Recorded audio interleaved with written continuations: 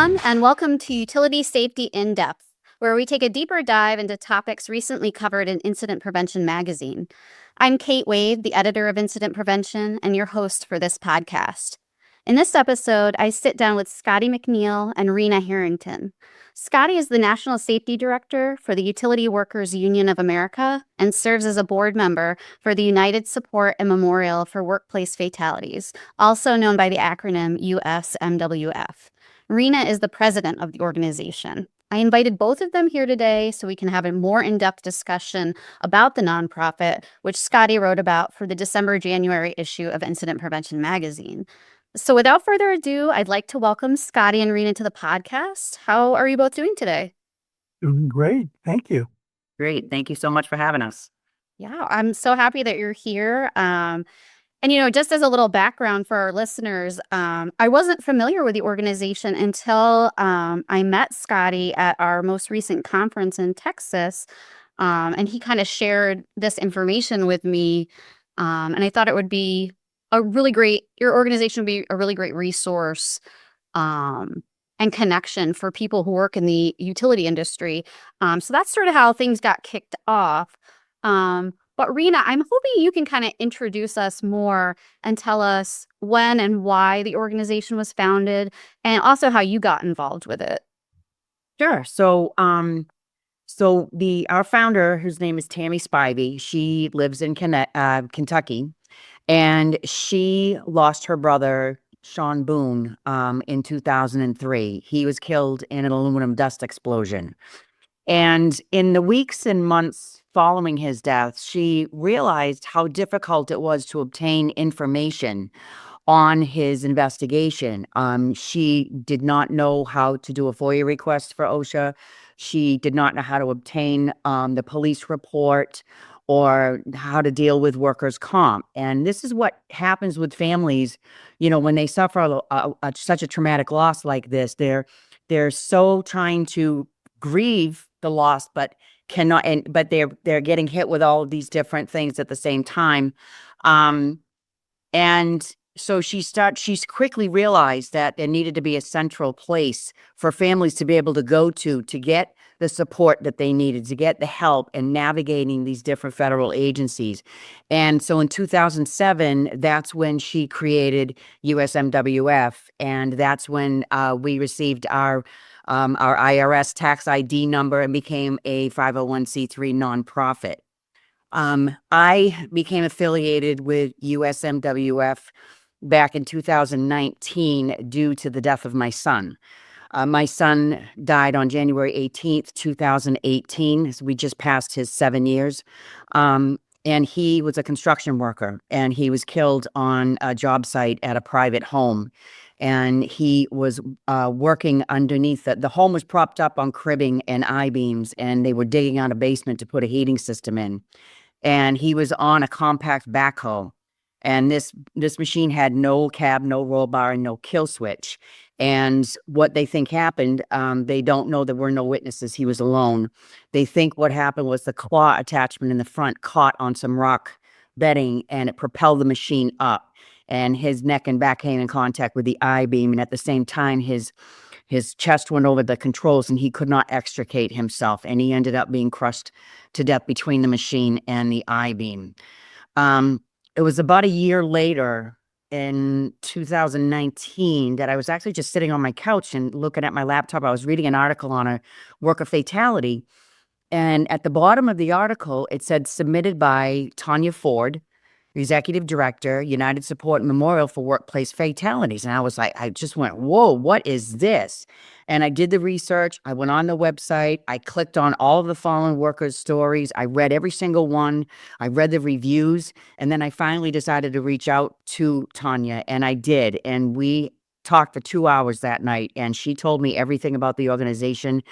And that's when I decided to become a volunteer and to work with the organization.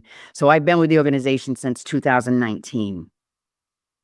I'm so sorry to hear about your son, and thank you so much for kind of explaining the background and what's happened to go into this organization.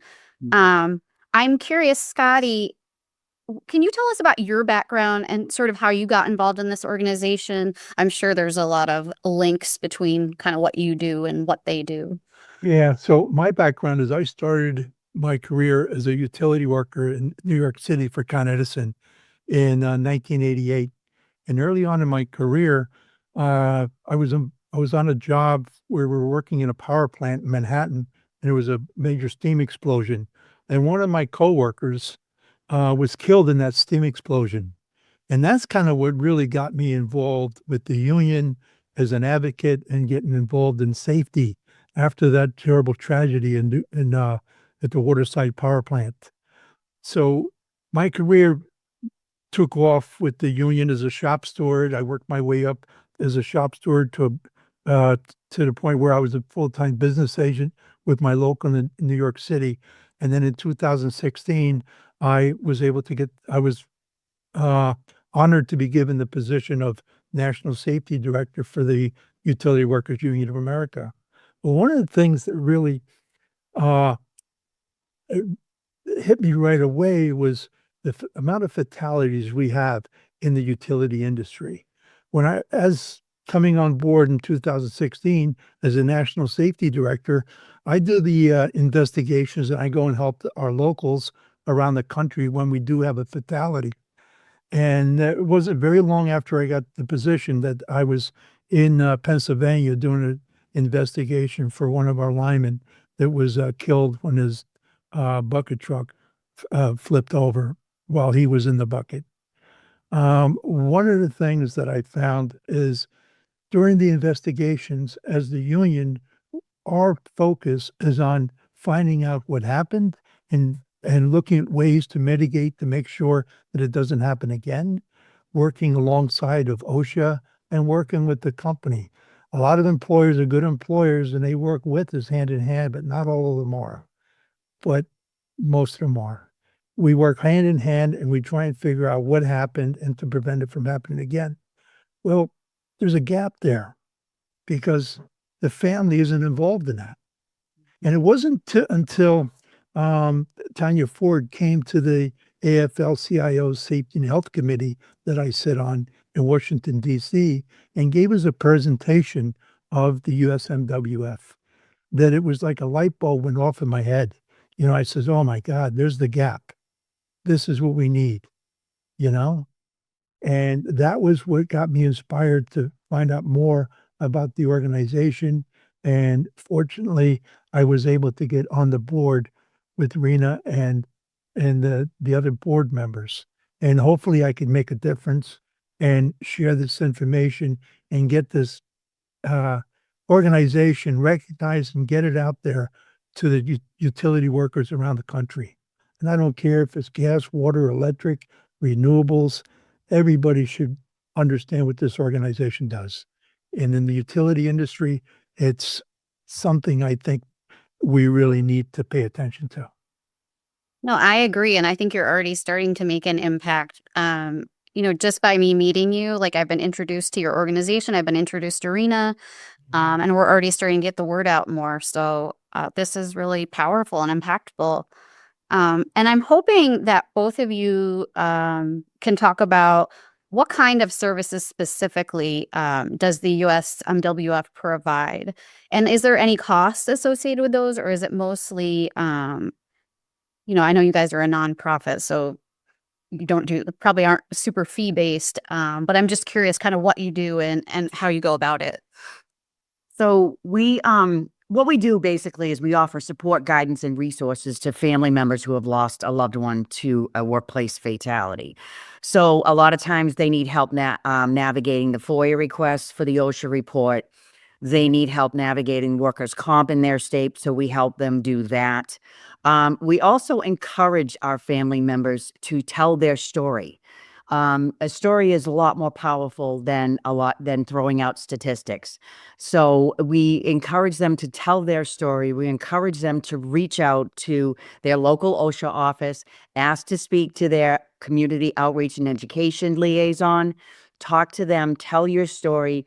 They will invite you into a staff meeting to talk to the OSHA investigators because, again, like Scotty touched on, when you're doing the investigation, the families are not involved.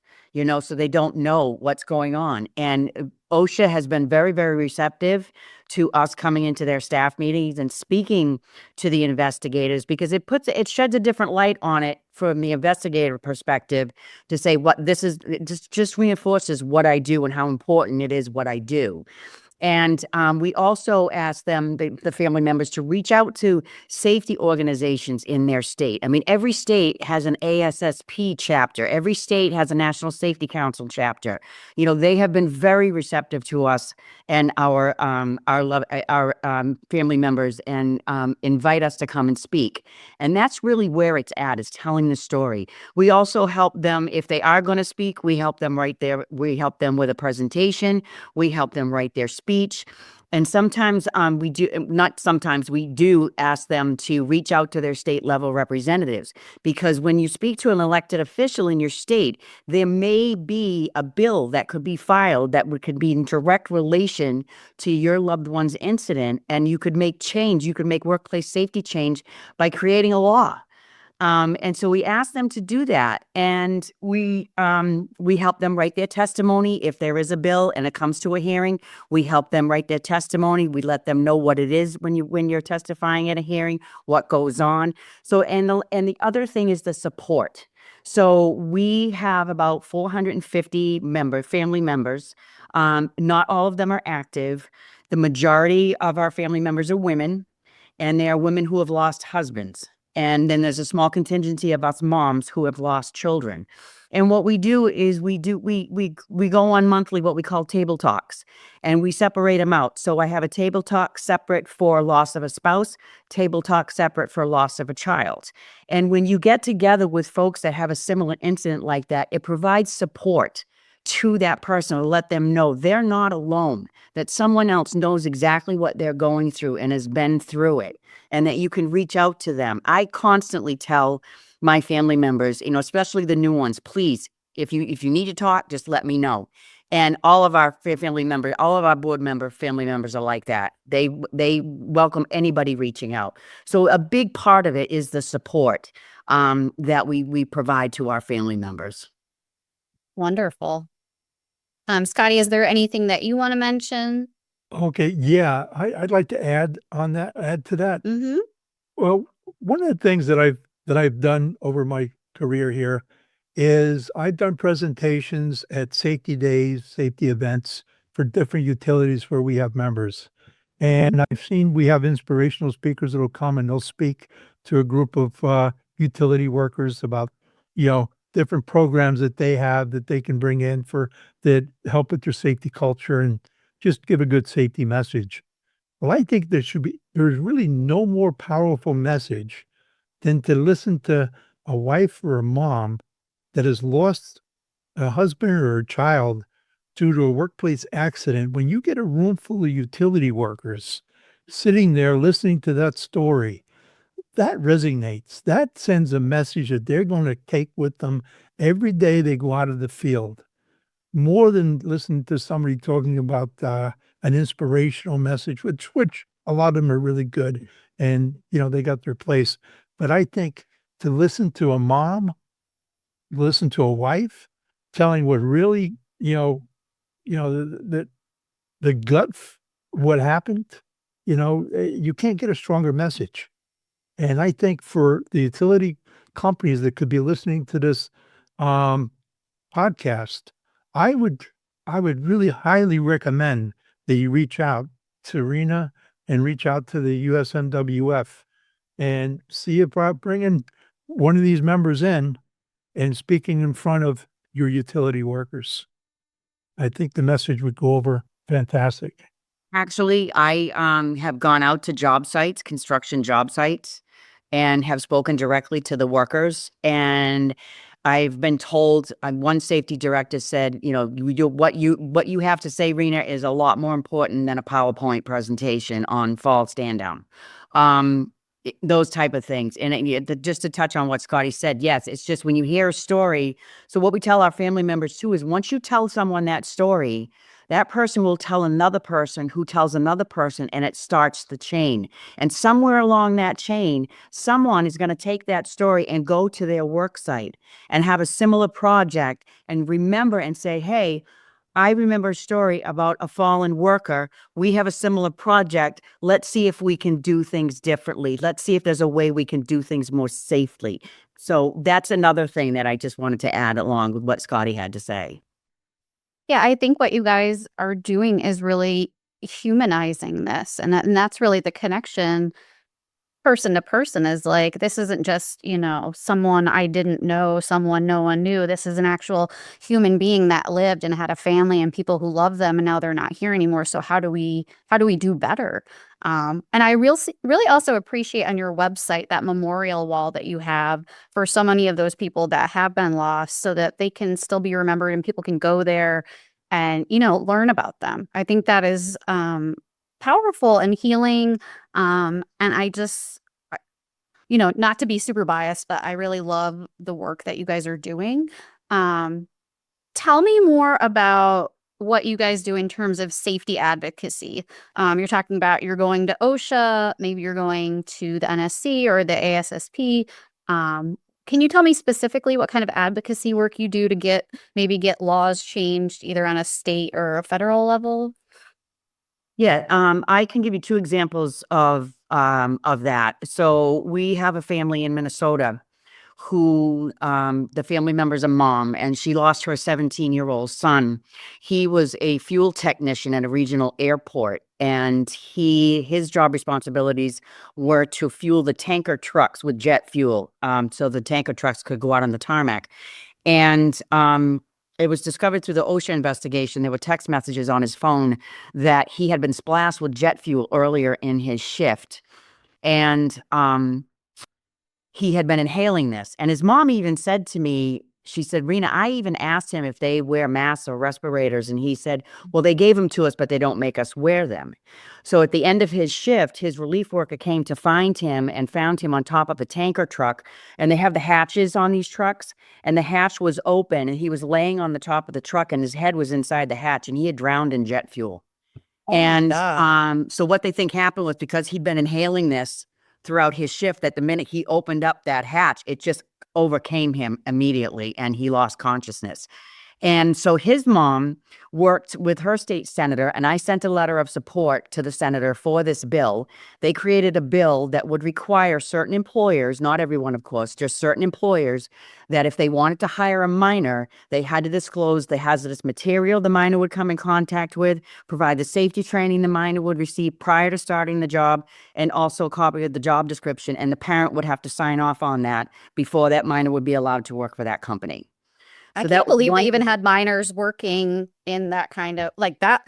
When you said minor, I'm like, oh my God, this person wasn't even 18. Like 17 years old. That is insane. Yeah. Yeah. And then the other example I can give you is actually myself.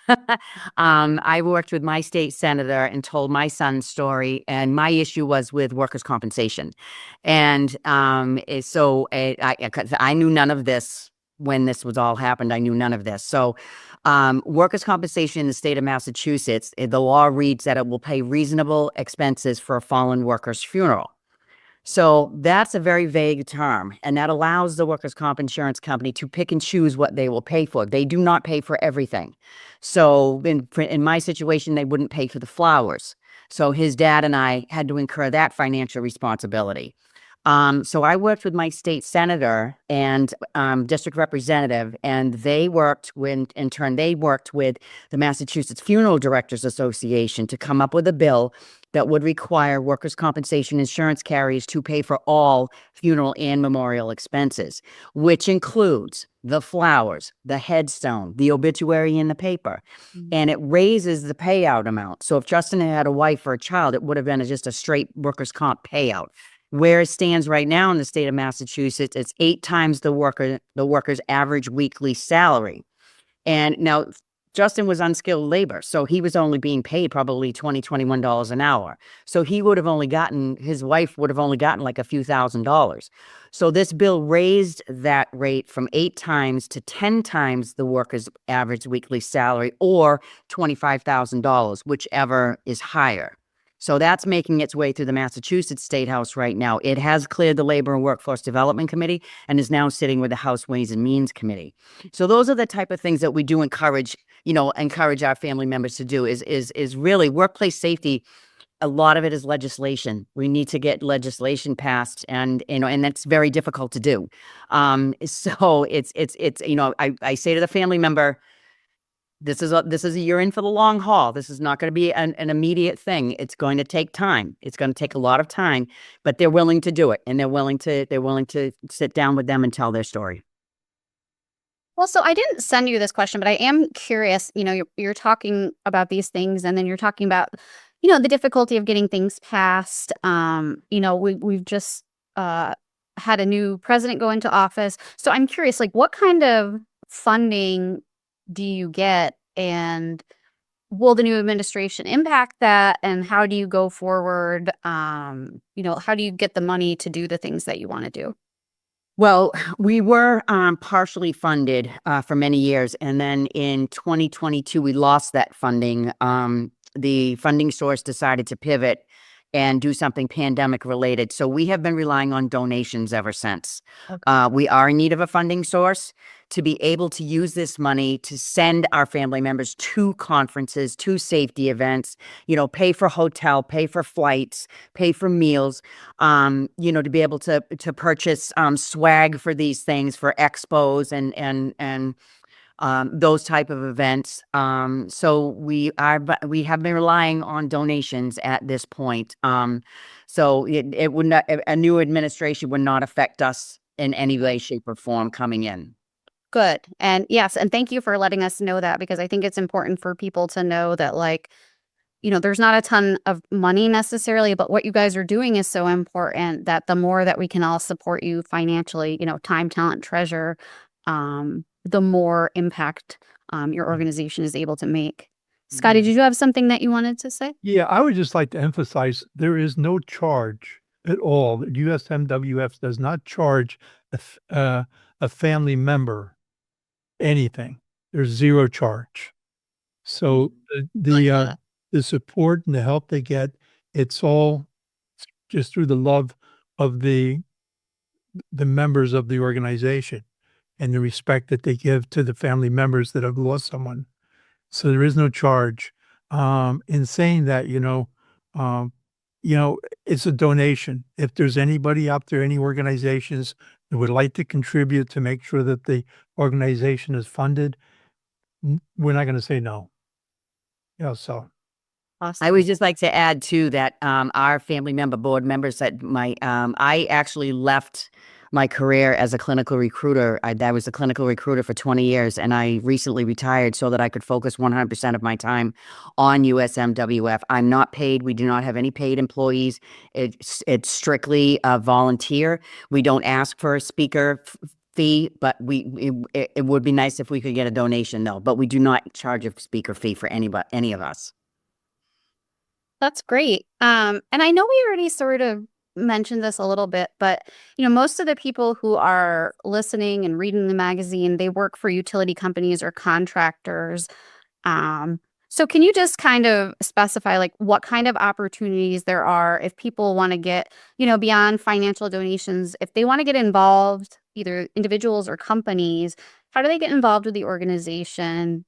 And should they reach out to? Yeah, reach out to me. Reach out to me. I mean, I'm willing to collaborate with anyone to get the message out about us.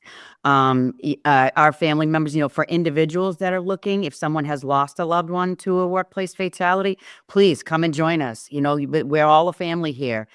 We always are welcoming new members. And in terms of contractors, again, like I said, I am available to come out on job sites to speak directly to workers.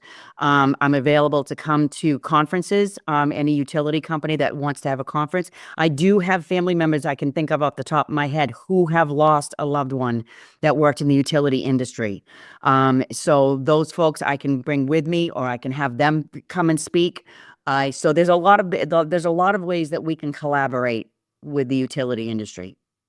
Great. And so one of the things that we're going to do when we post this podcast recording on our website is to leave some contact information for Rena and for Scotty, so people can reach out to you if they want more information and to get involved. Okay. Mm-hmm. Well, and so, we've kind of covered a lot here. I'm curious, is there anything that we haven't covered, that you feel like it's important to share with people who are listening? I don't think, Scotty, do you have anything to add?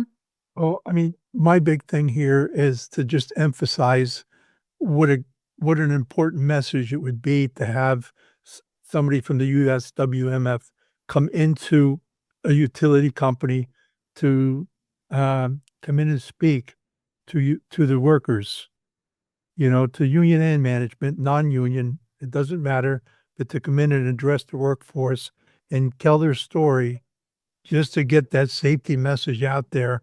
And if we could save one life, that's a miracle. If we could save more than one life, then, we're really doing great. But I think it's possible that we could, and I don't think it's possible. I think it is that we would do it. We would save lives if we went out Mhm. and spoke to the workforce. I've been around the utility industry for 37 years. I know how utility workers work. I know what they listen to. And when they listen to a message coming from a mom, coming from a wife, it's going to hit home. They're gonna hear that message, and they're gonna think twice before they decide to go up on a pole without their gloves and sleeves on. They're gonna think twice before they set up a job without making sure it's done correctly.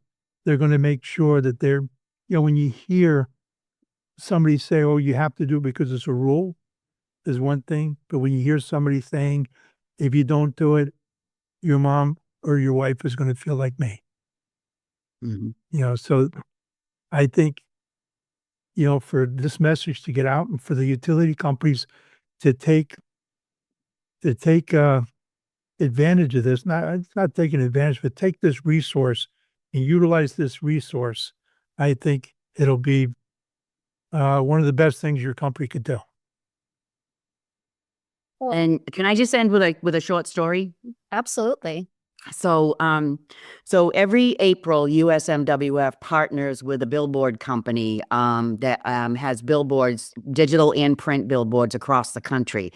And this billboard company donates space on their available billboards to our fallen workers. And they highlight our fallen workers. It's to honor and remember them, and to also raise awareness for Worker Memorial Day.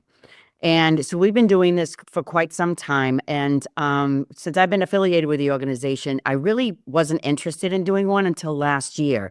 And I don't think I was ready. I just don't think I was ready. And so I thought about it and I said, you know what? I think I want to do this. But I had to check with my daughter first, because I don't do anything in terms of her brother without checking with her first.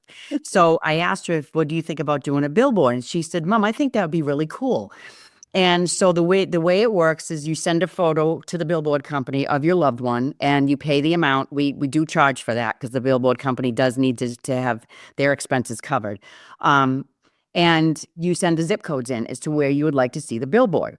So I sent a photo in, and one of my favorite photos of Justin is he's wearing his Patriots jersey and holding a football, and he's got this big grin on his face. And he was a diehard Patriots fan, huge Patriots fan. And so sent that all in. And then in late March and the beginning of April is when the billboard company starts sending out the emails as to where the billboards are located. So when I got the email for Justin's billboard, they said, we're very sorry, we couldn't find an available billboard in the zip codes you provided. This is the closest one we have. And when I saw the location, I just started laughing. I said, you have got to be kidding me. And I called up my daughter and I said, hey, Justin's billboard's up. And she said, oh, okay, where is it? And I said, well, it's not where we wanted it, and we have to drive a ways. I said, but you're never going to believe where it is. And she goes, why? Where is it? His billboard was across the street from Gillette Stadium. I was just going to ask. I'm like, he was right by the football stadium, wasn't he? It was right across the street. And so my daughter on the phone, she said to me, she goes, Mom, you know this is him screwing with us, right? That's And I pretty said, yes, I do. cool. And she says, he's up there laughing his at us because he knows we're going to get our Patriot shirts on. We're going to drive all the way to Gillette Stadium to see his billboard. And we did. Of course we did. Of course. Oh my So God. it's So for your listeners, for the month of April, when you see a billboard commemorating Worker Memorial Day and a photo of a loved one, that's us. We just That's so cool, Rena. thank you. Well, I just really want to thank you guys for taking the time out of your days today to come and talk with me about this really important organization. And I want to remind our listeners also that Scotty has written an article on the USMWF that is now available in the December-January issue of Incident Prevention, which can be accessed online at incident-prevention.com. Until next time, stay safe and be well. Anchored in safety. The IP Utility Safety Conference is setting sail to Charleston, South Carolina, from April 29th to May 1st, 2025. Register today at utilitysafetyconference.com. The views, information, and opinions expressed during this podcast are solely those of the individuals involved and do not necessarily represent those of Utility Business Media and its employees. It is strongly recommended that you discuss any actions or policy changes with your company management prior to implementation.